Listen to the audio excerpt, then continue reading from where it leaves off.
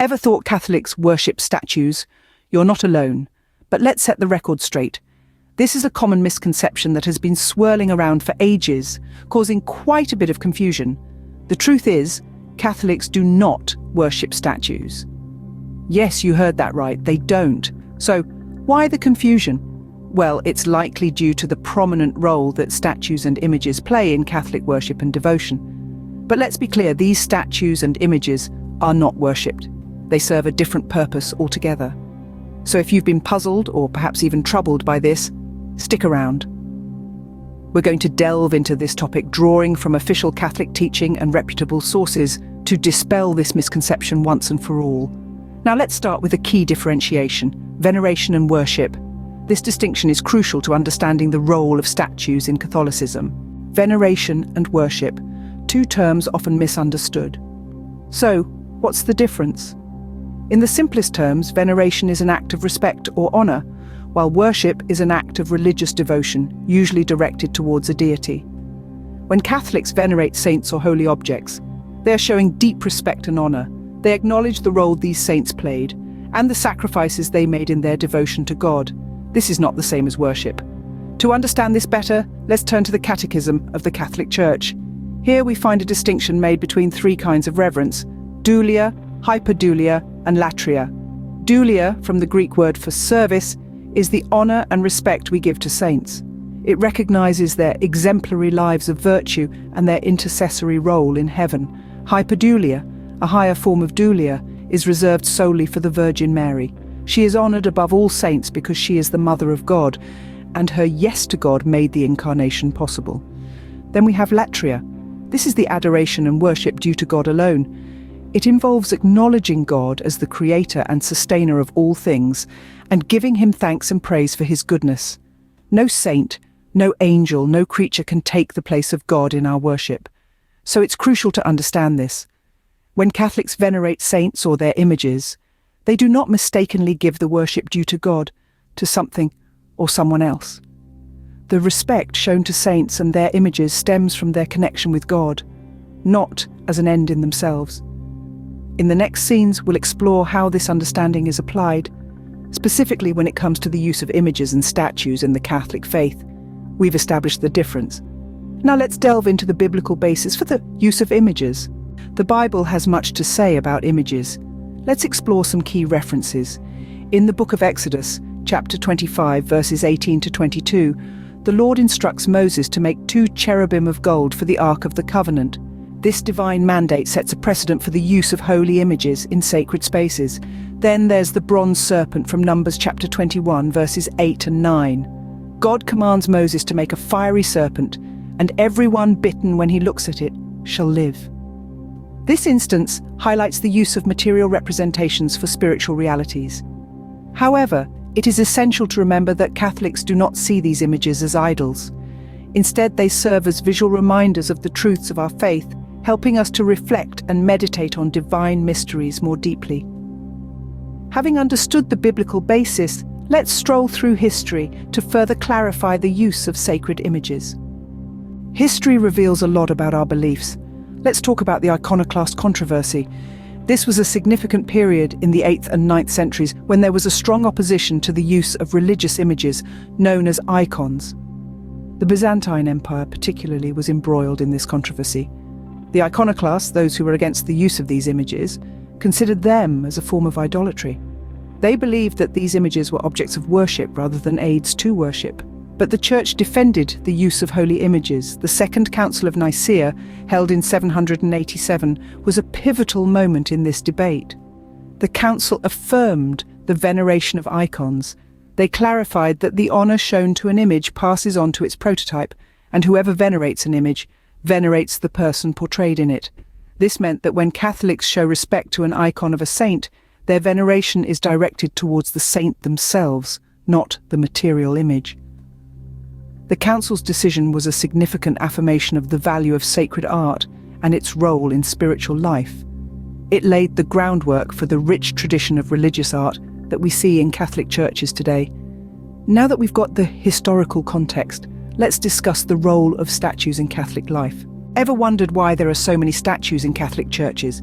Let's explore.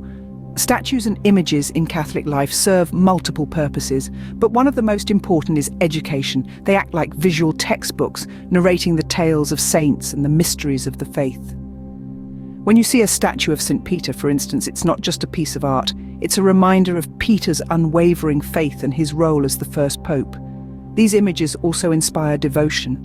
Much like a photograph of a loved one can stir feelings of affection, a statue of a saint can evoke a sense of reverence and awe.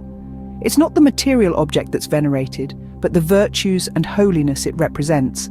Additionally, these statues and images serve as a bridge, connecting the faithful with the cloud of witnesses, as mentioned in the book of Hebrews. They remind us that we're part of a larger spiritual family, a continuum of believers stretching back over 2,000 years. In essence, these statues are not just decorative elements, they are visual aids that help Catholics to understand, remember and connect with their faith's rich history and profound mysteries. They are tools that can inspire devotion and bring the faithful into a deeper communion with those who have gone before us in faith. So, statues have a significant role. But what about the intention behind their use? Intentions matter, especially in faith. Let's consider the intention behind the use of statues. Within the Catholic tradition, statues are not objects of worship, but rather they are symbols that represent the divine. They serve as tangible reminders of the faith and are used to honor the saints and the divine truths they embody. This brings us to a central tenet of Catholic belief, the Incarnation. The belief that God took on a material form in Jesus Christ is crucial. It implies that the material world, in its own way, can point us towards the divine. In a similar vein, statues, though made of stone or wood, are seen as conduits to the divine, not as the divine themselves. So, when a Catholic kneels before a statue of St. Peter, for instance, it's not the statue that they're honouring, but St. Peter himself and the virtues he embodies.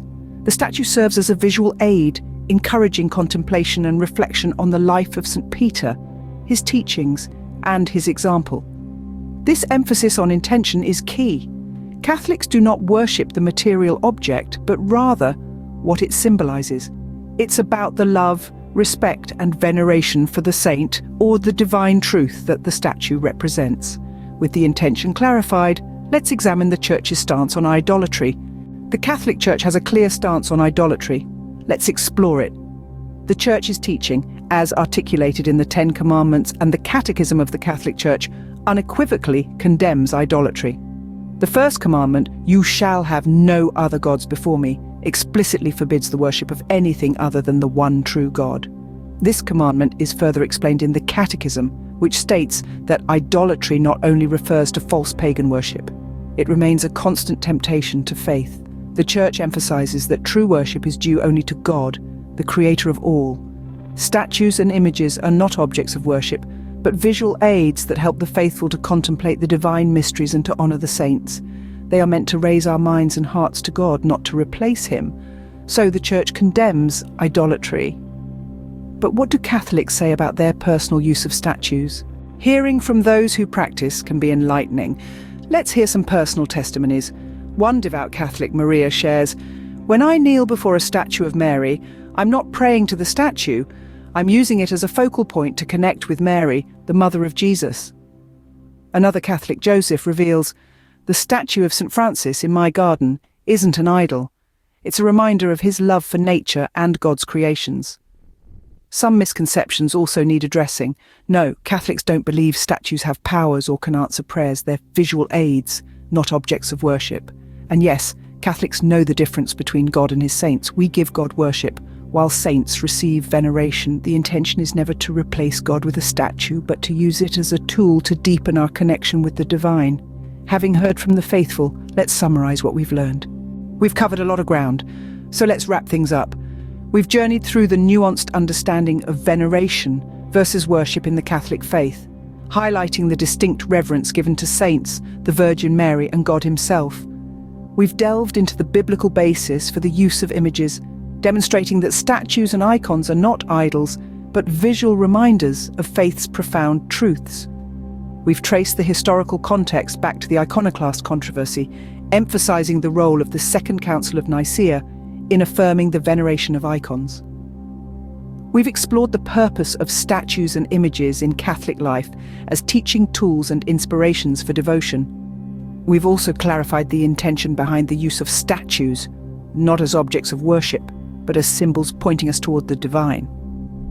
In line with the Catholic Church's teachings, we reaffirm that idolatry is condemned and worship is due to God alone. Remember, Catholics do not worship statues, but use them to lift their minds and hearts to God.